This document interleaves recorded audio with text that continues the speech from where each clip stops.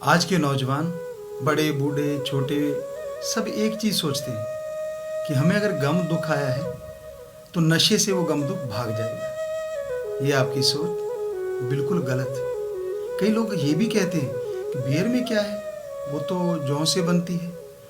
तो बेटा फिर ऐसा करके देखिए, शाम को जौ भिगो लीजिए, सुबह उसका पानी पी लीजिएगा, कर लीजिए ऐसा।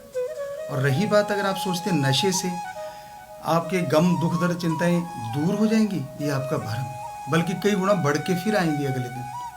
और अगर आप ये सोचते हैं नशा सोल्यूशन है इन चीज़ों का, गम दुख दर्द चिंता परेशानी बीमारियों को भगाने का, तो फिर डॉक्टर क्यों बैठे हैं? उनकी ज़रूरत ही ना पड़ती। जाओ एक पैग मारा, सारे गम दुख दर्द परेशानियाँ बीमारियाँ दूर। तो ये आपका भ्रम है। नशा बर्बादी का घर है। जरा सा लेना शुरू करते हैं आप, उसके गुलाम हो जाते हैं। और फिर गुलाम क्या करता है? जो नशा करवाता है। इसलिए कभी भी नशे के नज़दीक ना जाओ। ये बर्बादी का घर ही नहीं है, बल्कि बर्बादी की ऐसी दलदल है, आप एक बार इसमें धंस गए तो धंसते चले जाएंगे। और फिर आप तक सीमित नहीं रहेगा, आपके बीवी बच्चे, आपके माँ बाप, भाई बहन, सब का बुरा हाल होगा सिर्फ आपकी वजह से। तो क्या आपने इसलिए जन्म लिया है कि आप अपने परिवार को तड़पाएं? क्या आपने इसलिए जन्म लिया है कि राक्षस प्रवृत्ति का बढ़ावा दें?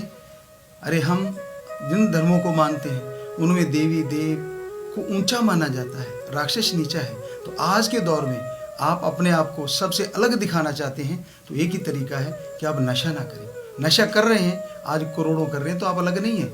हाँ, करोड़ों में अगर कोई एक हो सकता है जो नशा नहीं करता, तो आप अपनी विल पावर से ही जितनी भी गम दुख दर्द चिंताएं हैं उनको घटा सकते हैं, कम कर सकते हैं, ना कि नशे से।